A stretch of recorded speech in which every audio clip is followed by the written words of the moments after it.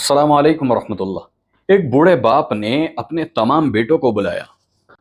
सारे बेटे अपने बाप के इर्द गिर्द बैठ गए और फिर बाप ने एक नज़र तमाम बेटों पर डाली। फिर उसके बाद बाप ने कहा कि देखो, मेरा बुढ़ापा आ चुका है, कुछ नहीं पता कि मेरी आंख कब बंद हो जाए, लिहाजा मैं चाहता हूँ कि मैं इस दुनिया से जाने से पहले अपनी जायदाद को तुम्हारे बीच तकसीम कर दूँ।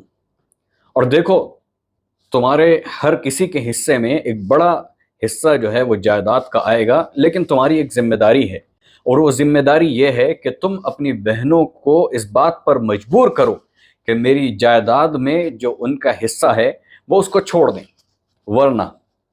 ये बात सुनकर छोटा बेटा एकदम चौंक गया और उससे रहा नहीं गया। वो थोड़ा उजलत पसंद भी था। उसने सीधा सवाल किया कि अब्बा जान, वरना क्या? तो बाप ने अपने माथे पर थोड़े से बल डाले और अपने सूखे हुए होठों को अपनी ज़बान से तर किया, और उसके बाद कहा कि मैं नहीं चाहता कि मैं अपनी जायदाद को, अपनी ज़मीन को दूसरे और गैर लोगों के हवाले कर दूं, या मेरी जायदाद में से गैरों को भी हिस्सा मिले। तो इस बात को सुनने के बाद छोटा बेटा थोड़ा अक्लमंद भी था। उसने सीधा कहा कि ए अब्बा जान, बाप की जायदाद में बेटियों का हिस्सा, ये तो अल्लाह सुब्हाना व तआला की तरफ से खुद हुक्म है कि बेटियों को भी हिस्सा दिया जाए, लिहाजा आप उनको हिस्सा देने से क्यों पीछे हट रहे हैं? इस बात को सुनकर पूरे कमरे के अंदर खामोशी छा गई। फिर उसके बाद बेटे ने कहा कि बेटी को ज़मीन देते हुए आपको लगा कि मेरी ज़मीन गैरों के हवाले न पड़ जाए, गैरों में तकसीम न हो जाए, मगर दामाद को बेटी देते वक्त आपके जहन में ये सवाल क्यों नहीं आया कि मैं अपनी बेटी को किसी गैर के हवाले क्यों करूं? आज ये वबा और ये फितना हर घर के अंदर आम है कि लोग अपनी जायदाद को अपने बेटों में तकसीम कर देते हैं और लड़कियों के, बेटियों के हक़ को मार लेते हैं।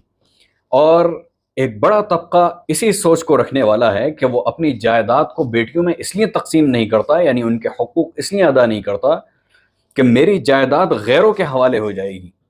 ये अल्लाह सुब्हाना व तआला ने जो कुरान के अंदर हुक्म दिया है उसकी मुखालफत है।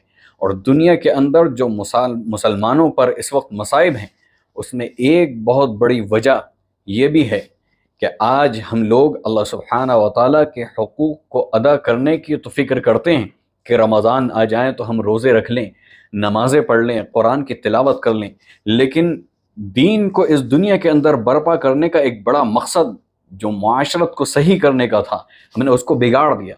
हम चाहते हैं कि अल्लाह सुब्हाना व तआला को हम मस्जिद के अंदर रख दें, बस अल्लाह से कहें कि ए अल्लाह, आपका कुरान, आपकी शरीयत मस्जिद के अंदर रहे, वहीं पर नमाज, तिलावत, खुतबा और बयान हो। बाकी हमारी मुआशरत, हमारे जो ऊपर जो बहन भाइयों के हुकूक हैं, माँ बाप के हुकूक हैं, हम उसको अदा नहीं करेंगे, हम उसको अपने एतबार से अदा करेंगे।